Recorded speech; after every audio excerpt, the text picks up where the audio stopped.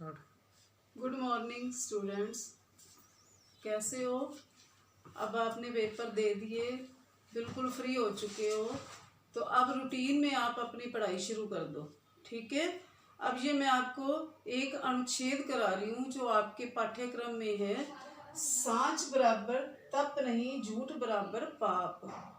ये आपने अनुच्छेद अभी करना है। इसको आप कॉपी में आसान, मैंने पीडीएफ भेजी है, उसमें कर सकते हो। आसान लैंग्वेज है। नहीं तो आप व्याकरण की बुक में जैसे दिया हुआ है उसमें से भी कर सकते हो। सांच का मतलब क्या होता है? सत्य बोलना।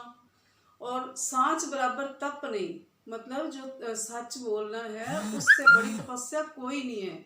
झूठ बोलना है वो पाप है, बिल्कुल महापाप है। इसलिए कभी झूठ मत बोलना बच्चों।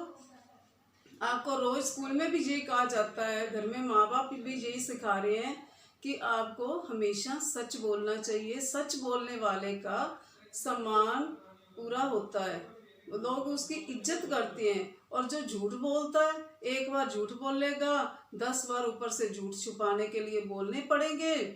तो इससे अच्छा फिर बाद में जब वही झूठ निकल आता है तो इंसान की दुर्दशा होती है। वो समाज में जीने योग्य नहीं रहता, उसका मान सम्मान कोई नहीं करता। सिर्फ उसी व्यक्ति को पूजा जाता है जो सच बोलता है और सच के सिवाय कुछ नहीं बोलता। सच्चा आदमी हमेशा निडर होता है, बेखौफ होता है, उसे किसी का डर नहीं होता। इसलिए मैं रोज आपको कहती हूँ कि आप सच बोला करो। जैसे कबीर जी ने भी कहा है, सांच बराबर तप नहीं, झूठ बराबर पाप। जाके हृदय सांच है, ताके हृदय आप। प्रभु तो ही उसी हृदय में निवास करते हैं जो व्यक्ति सच्चा होता है। इसलिए बच्चों, सत्य बोलना ही सबसे बड़ी तपस्या है।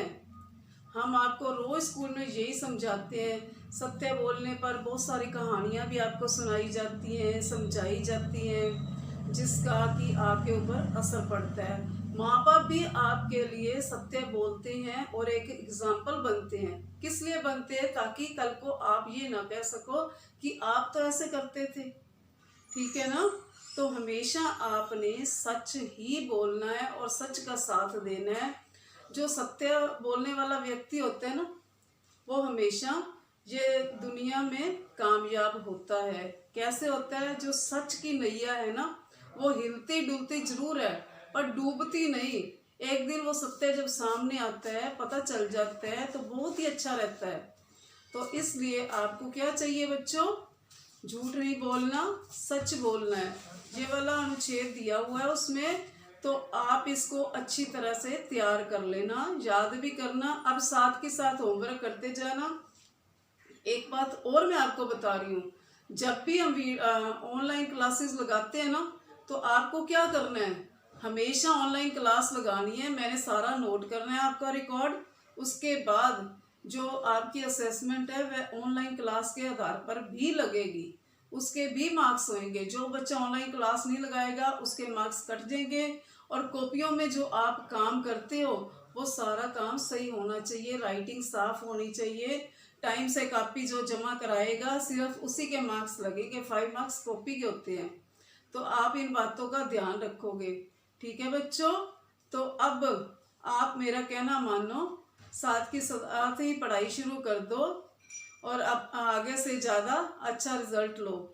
क्योंकि पहली बार तो आपने पेपर दिया, बीच में आपने कुछ नकल नुकल कर ली जिस तरह से, तो अब ये चीज़ नहीं चलने वाली। अब ईमानदारी है, आपको पता होना चाहिए। साउथ की तरफ से इस तरफ एक स्कूल है जिसमें हमेशा सच्चाई चलती है। वहाँ पे टीचर भी पेपर के ऊपर ड्यूटी नहीं देते। वो क्या करते हैं, शीट्स रख देते हैं, क्वेश्चन पेपर रख देते हैं। बच्चे ईमानदारी से अपनी शीट उठाई, क्वेश्चन पेपर उठाया और काम करते हैं। फिर ईमानदारी से काम करने के बाद बिना नकल के, बिना झूठ बोले वहाँ पे रख देते हैं। जिससे क्या होता है, बहुत ज़्यादा फायदा होता है।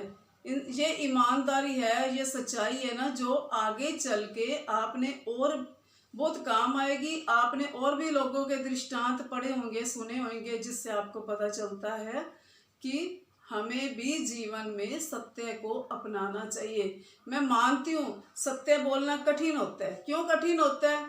क्योंकि जब झूठ बोलते हैं उसके ऊपर एक बार तो हम सोचते हैं कि हम बच गए, झूठ बोलने से बच गए, परंतु बचते नहीं है बच्चों। हमें लगता है कि हम होशियारी कर गए, हम चालाकी कर गए हैं, पर ये चालाकी और होशियारी नहीं होती।